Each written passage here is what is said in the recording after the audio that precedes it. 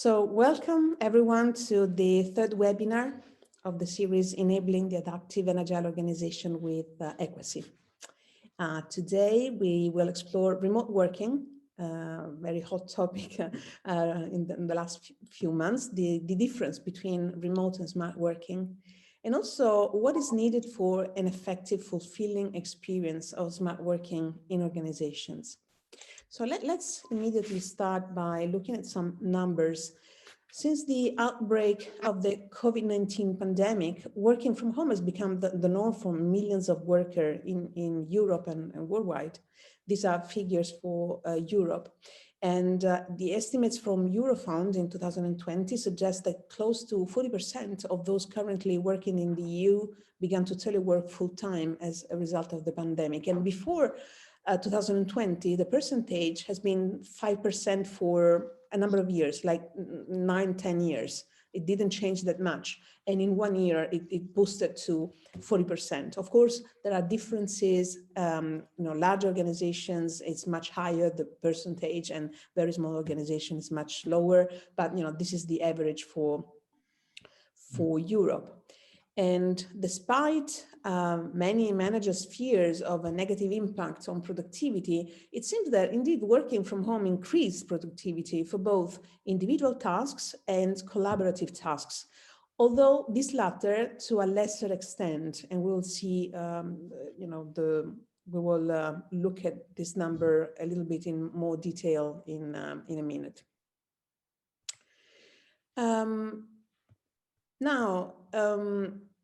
Remote working is not only positives. So 1/3 of remote workers are also experiencing challenges, in particular on work-life balance and feelings of isolation.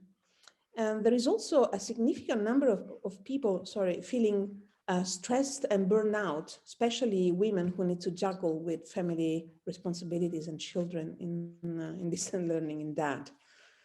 So what is happening now, in my opinion, is that the lack of preparedness of organizations is putting all the majority of the weight of remote working on the employees' shoulders. But it shouldn't be like that. This dark side of remote working, in my opinion, could be incredibly mitigated. So what I would like to do now is to invite you, as we always do, a conversation about it, to share your personal experience of remote or home working in this past year. So in a minute, I will send you in breakout rooms where you will meet 3 buddies. And my invitation to you is to, of course, introduce yourself very briefly, but share your story on these 4 questions. So what did you do differently besides being at home? So what did you do differently compared to when you worked at the office, if you worked at the office? If you don't have this experience, maybe think about your clients, what they are doing differently. What did the company do differently? So any change in processes. And again, if you are a coach or consultant, think about your clients. What did the company you work for do differently? What kind of new collaboration technology were introduced besides video conference? And what would make your remote working experience more effective, richer, and fulfilling? Now, this list of these 4 questions you will find if you need to go back to them in chat. In 1 minute, if you don't have questions or comments, I will send you to the breakout room. Denise, please, would you mind sending the participants in breakout rooms? I think I can start. I don't know. Mm-hmm. Cristina? Go, Cristina, yeah. We were a little bit of a special group in the sense that 3 out of 4 actually work from home anyway. Mm-hmm. So for us, either because we do coaching or consultancy, it was actually a very good time. A huge learning opportunity. Mm-hmm. All of us learned things and reconnected with people and found or rediscover their creativity. And for those who did coaching, for example, we actually noticed that coaching sessions via screen are actually extremely powerful. So in a way, for us, it has been sort of liberating. We can work from the place we love, and yes, we would like to go back to normal somehow, but in reality, we have learned a lot, and we have learned a lot of new tools as well. From mural to things like that for people, for example, my age, they were unusual. So the possibility to connect with people that probably we would have not connected to in normal times gave us a lot of learning points. Thank you, Christina. Yeah, for those who were already kind of into remote working or home working, it was not a big deal. Anything, any input or comment from those who actually work in organizations or that consult people in organizations? Well, I can say something in terms of my experience. Basically, I think that this has been a moment where the bosses are feeling that they are losing a little bit of the control because they don't know if people are working or not. They don't see them in the office. Yeah. And in the people I'm coaching, a lot of them are suffering from this loss of control, but at the same time looking at a new perspective of saying, okay, if I can't control them, I have to trust them like I have to. But some of them making a switch and saying, okay, perhaps if it's better like this, it's better if they give me their inputs. And I've also seen a trend of companies using a lot more shared information system, where in the cloud you have let's say the Gantt, and everyone and the team starts feeding the Gantt, and the boss from a different point of view, not of controlling, but monitoring, or at least using the information in a transparent way. So to conclude, I would say is kind of forcing, like forced change towards a little bit of more trusted environment. Thank you. Thank you. Anybody wants to add anything on that? Or has a different perspective? Okay, we had a spokesperson, yes. Renata? You need to unmute, Renata. Okay. Sorry, I think Giovanna asked if we have comments on what was just said. We had sort of other topics. I was waiting. Yeah, come on. Yeah. It was our topics. We we registered increase of production in some cases at the expense of creativity in some other cases. But then again, in other cases, creativity was there, but difficult to sort of make happen then. So I think that after all, what we notice is that it is so different for each and every one, because for some, it has made really a very little difference. And for others, it has been a disaster. And there are so many different aspects of it that you cannot just say, this is the solution. There are too many players in this idea. So the last question, especially, what would make your remote working experience more effective, richer, and fulfilling? Someone said the ability of just dropping the pen when it is time to do that, because we don't do that. So probably it is effective, it is rich enough, it is fulfilling, but we're going crazy. So we have to pay attention. Yeah. So this was the idea. Okay, thank you very much, Renata. I'm also interested in what did the companies do differently? Because my experience is that they didn't do that much, compared to what they did before. So, they just moved work at home instead of doing it in the office, but no, happy to learn, different things about that if you have different experiences. And my point is exactly that one. So if you look at the definition that Osservatorio Smart Working of the Politecnico di Milano give about what smart working, so a new managerial philosophy based on giving people flexibility, autonomy in the choice of spaces, times, and tools to be used in the face of greater responsibility for results.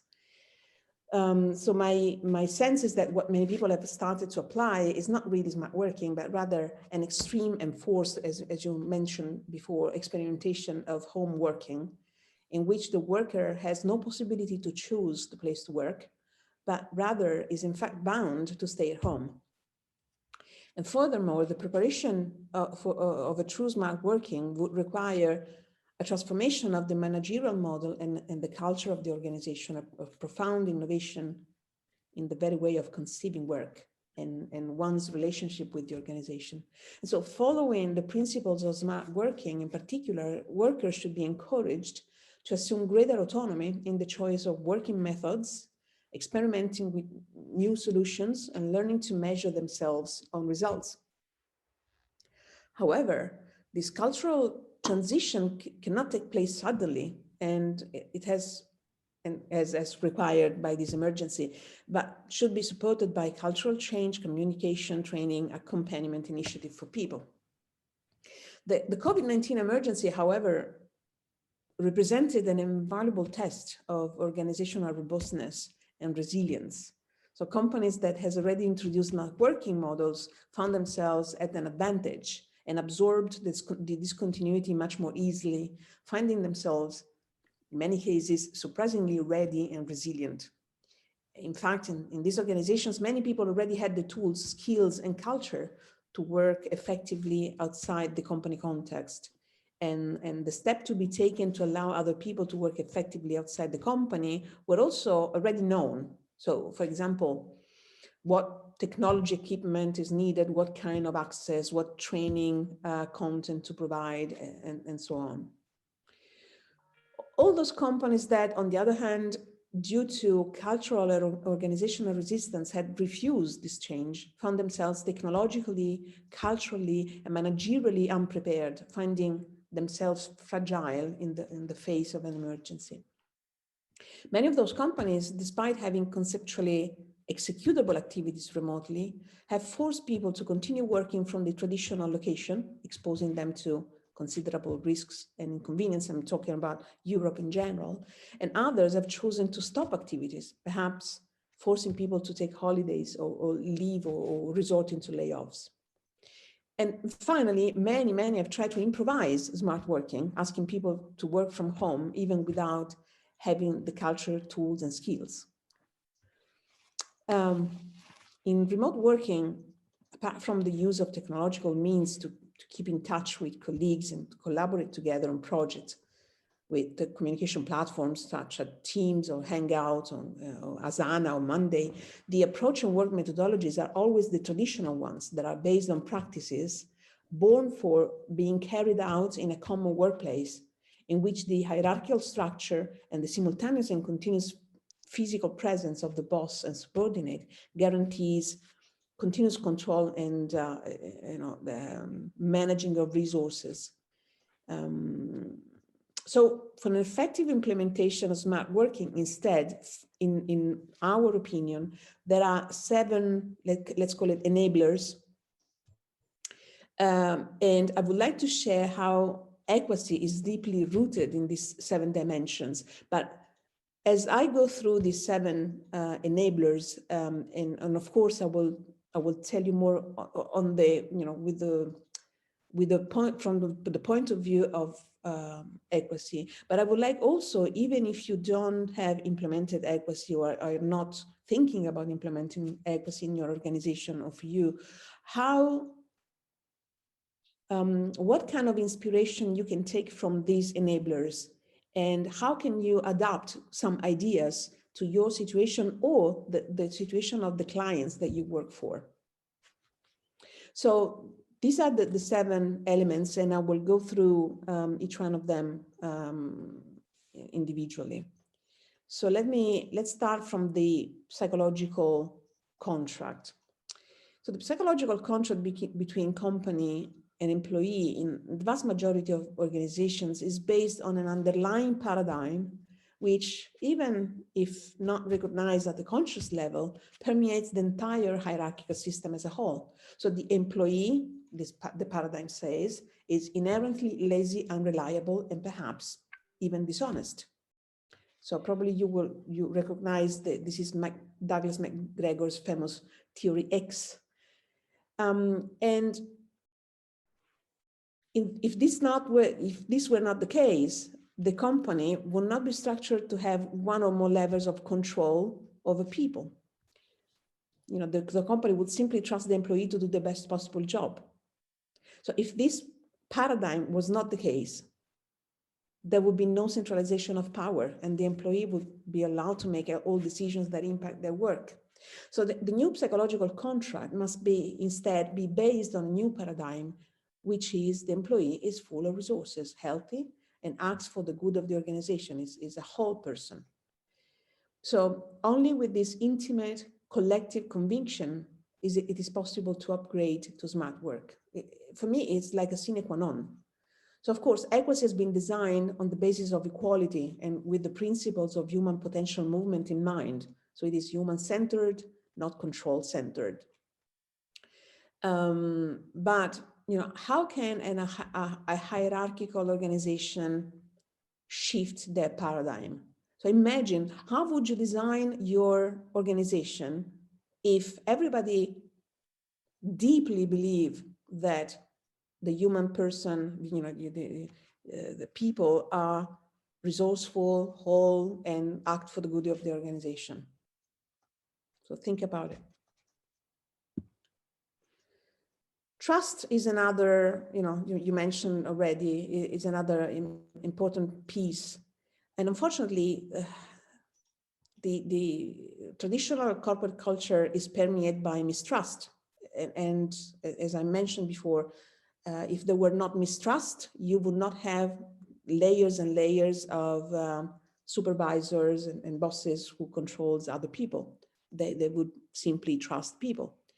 So it is not enough to write trust down on the company values on the website, because people must show daily behaviors toward their peers that exude trust. Also, business processes are usually the mirror of the corporate culture. So in order for the processes to support the culture of trust, it is necessary to review, for example, how expenses are authorized, how many levels of authorization are required, how error is handled, what level of authority can be delegated to teams and individuals. In AEquacy, for example, people are trustworthy by default. The organization of work and the organizational design is completely consistent with the trust culture.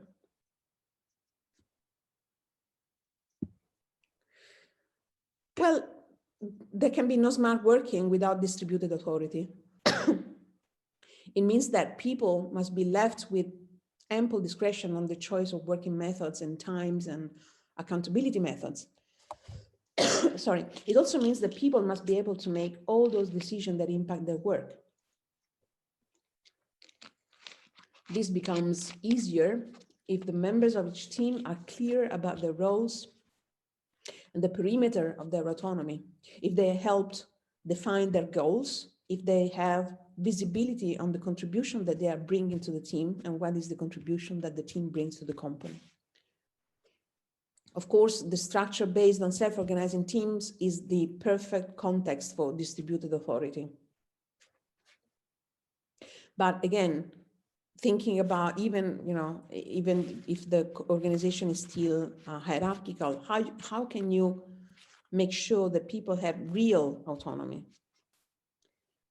And autonomy comes with the responsibility for results, of course. In AEquacy, this responsibility is well supported by OKRs, so the objectives and key results. It's a collaborative goal setting and monitoring methodology that is used by teams and individuals to set challenging ambitious goals and measurable results. To put it shortly, an objective is simply what is to be achieved and is purpose-driven, very high level. And by definition, objectives are significant, concrete, action-oriented, and inspirational, as I said. Key results benchmark and monitor how we get to the objective.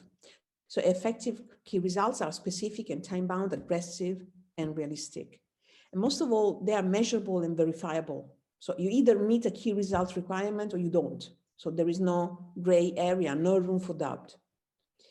And one of the positive things is that OKRs are updated weekly, and this gives the whole team an idea of where each team member is in any given week.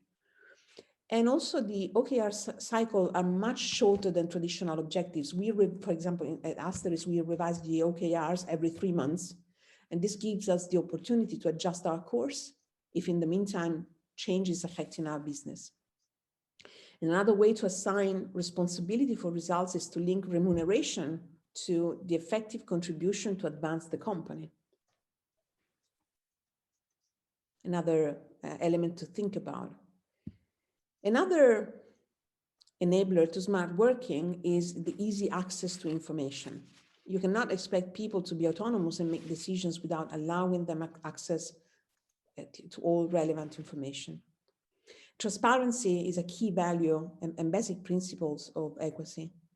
So in organizations, creating repositories where information are categorized in such a way that people intuitively can search, make all the difference. I don't know if ever happened to you, but you may take hours to find a piece of information that you are looking for. So easy retrieval is also very important. That's why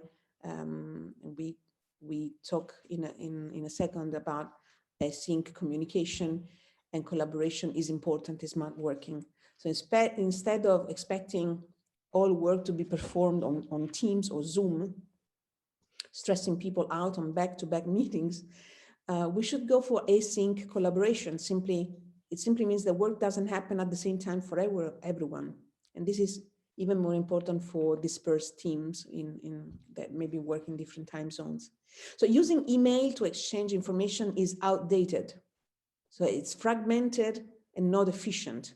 So to make collaborative work much easier and effective, remember at the very beginning, I told you that the collaborative tasks, the productivity on collaborative tasks improved, but not as much as individual tasks. So to make collaborative work much easier and effective and inclusive, if the team again is in different time zones, the ideal is using an online collaboration platform where information is organized by project, for example, where people can exchange documents, notes, feedback and input, co-create and revise information all in the same place. So this is not a dimension unique to AEquacy, but for sure, AEquacy is set to get the most out of those collaboration platforms. And last but not least, AEquacy decision-making protocols helps team include all the different points of view, but at the same time, optimize meetings and make them more efficient and people engaged. It implies that a decision passes by default unless there are valid objections. And valid objections are only of like 3 types. So meetings in AEquacy have slightly different protocols depending on their nature. So there are operational meetings where people involve other team members to advance the collaborative work, and governance meetings where team members discuss roles and guidelines and make sure that the team function effectively. So the meetings for the sole reason to update colleagues, which are incredibly boring and useless, are completely dismantled because all the information relative to any project is available online. So we don't need to spend hours to share updates. So I'm finished with the review of the dimension that makes smart working more effective. And now my question for you is, from what you have heard, is there anything that can be implemented in the way you work in your organization or in the organization that you may consult or coach, so that the possibility to better increase the experience, better the experience of remote working is possible. I would like to hear from you. Let me pause the share. Okay. May I put on the table a few suggestions? Yeah, Massimo. Actually, what we are trying to do in our organization basically is developing some, let's say, leadership capabilities. It's always because everything it works perfectly, as you listed the 7 points. But apparently, in this period, individuals made the biggest part of change versus the one that the organization made. So individuals changed a lot.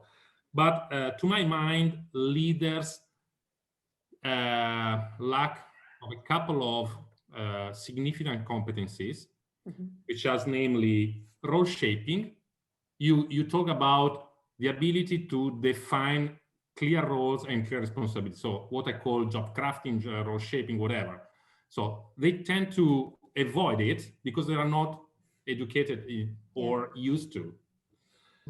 The second, a very well structured process of sharing strategic priorities. Because people are not lazy, but sometimes they lack the overall picture, basically. Yeah. So they do what they're asked to do because they don't know what else they can do. So these are the two main leadership capabilities that probably we need to develop to enable the organization.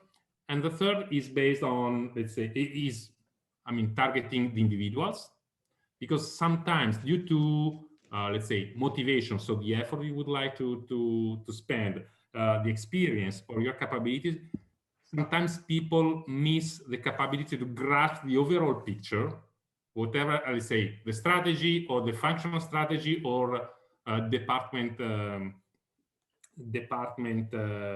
let's say, Priorities, and trying to understand by themselves what does it mean for their roles.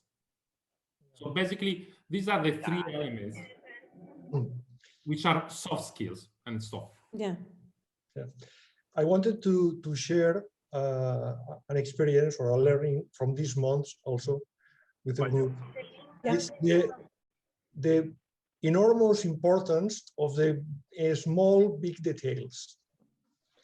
The way the corporations are leading this shifting process is decisive. I see it was an urgency because of the virus and all that, but most of people went to work home, provided with a good software, but with very big, small questions. Maybe I have a place to work. My computer is able to support this software.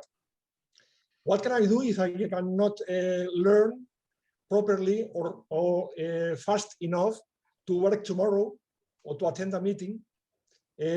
So in a first step, I feel lonely, and in a second step, I feel alone. So compromise decreases because I begin to feel like a corporation of myself.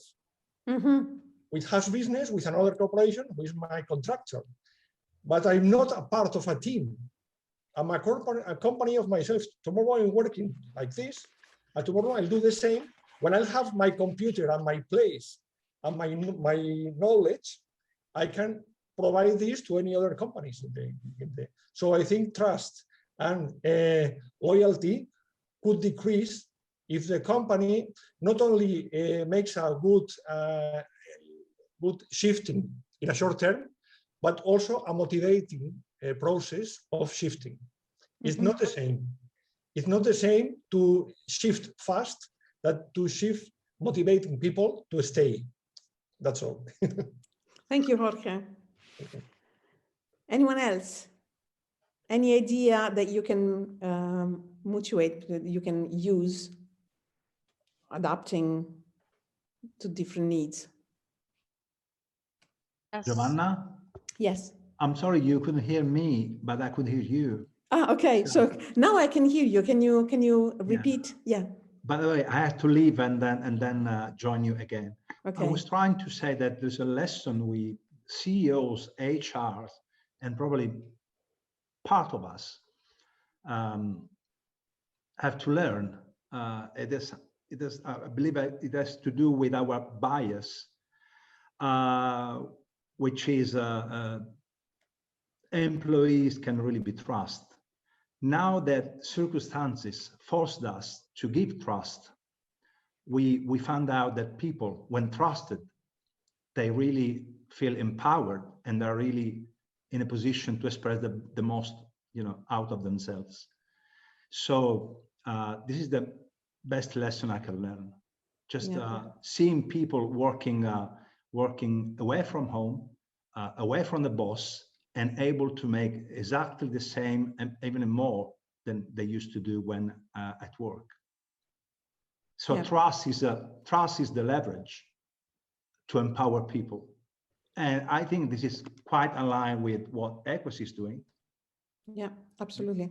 Very incredible point. I always tell the story when I interviewed CEOs for the book, AEquacy.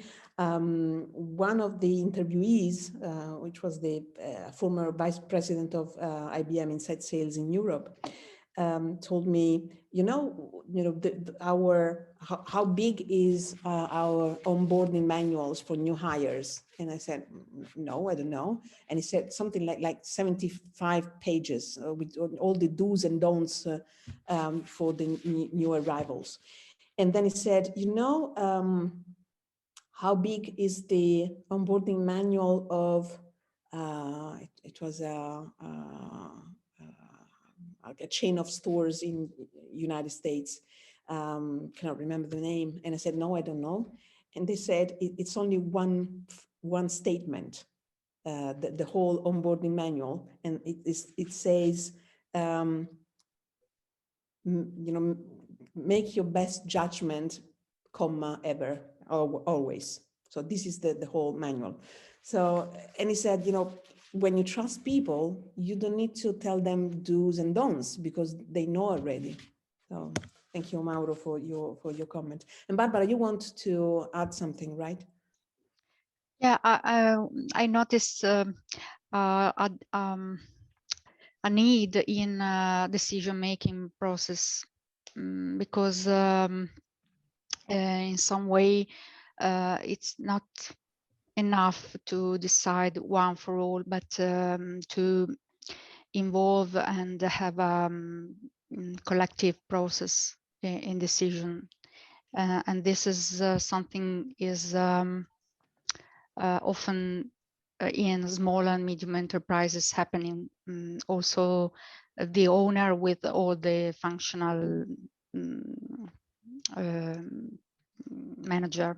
Mm-hmm. And it's an AEquacy principle important to